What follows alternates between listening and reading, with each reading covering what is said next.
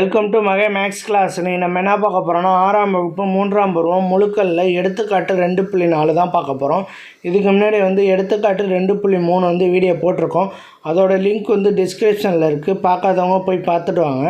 இப்போ அவங்க கணக்கு பார்க்கலாம். எடுத்துக்காட்டு 2.4 -2க்கு எதிரெதிர் திசையில் 3 அலகுகள் தொலைவில் உள்ள எண்களை எண்கோட்டில் குறிக்க. ஓகேவா?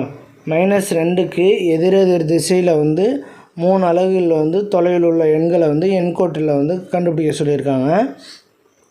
ஃபஸ்ட்டு நம்ம எண்கோடு ஒன்று வரைஞ்சிக்குவோம். அந்த எண்கோடை வரைஞ்சிட்டு அதுக்கப்புறம் அதில் -2க்கு எதிரெதிர் திசையில் உள்ள நம்பரை நம்ம குறிப்போம். ஸ்கேல் எடுத்துக்கிட்டு ஒரு கோடு ஒன்று வரைங்க. எண்கோடு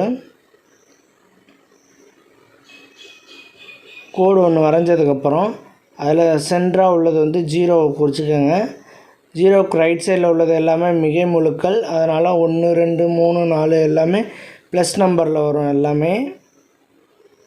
அதே மாதிரி 0க்கு லெஃப்ட் சைடில் உள்ளது எல்லாமே குறை முழுக்கள். குறை முழுக்கள்னாலே மைனஸில் வரும். -1 2 3 4 5 இப்படின்னு மைனஸில் வரும் எல்லாமே. இதெல்லாம் குறை முழுக்கள்னு சொல்லுவோம். இப்படி தான் இருக்கும் எண்கோடு. இதில் என்ன கேட்டிருக்காங்கன்னா கொஷினில் -2க்கு எதிரெதிர் திசையில் 3 அலகுகள். -2 நம்ம பாயிண்ட் அவுட் பண்ணிடுவோம். ஃபஸ்ட்டு பாயிண்ட் அவுட் பண்ணியாச்சு. எதிரெதிர் திசையில் இந்த சைடு 3 இந்த சைடு 3 குறிக்கணும். நம்ம எதிரெதிர் திசையில் 3 அலகுகள்.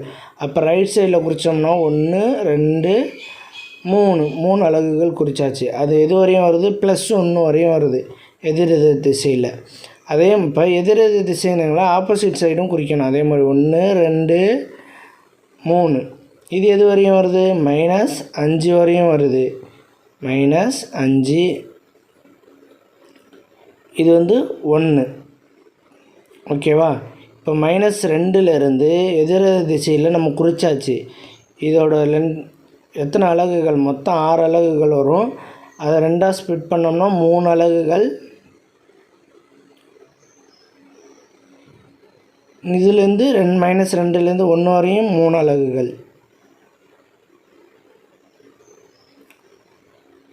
கொஷினில் கேட்ட மாதிரியே -2க்கு எதிர் திசையில் 3 அலகுகள் குறிச்சாச்சு.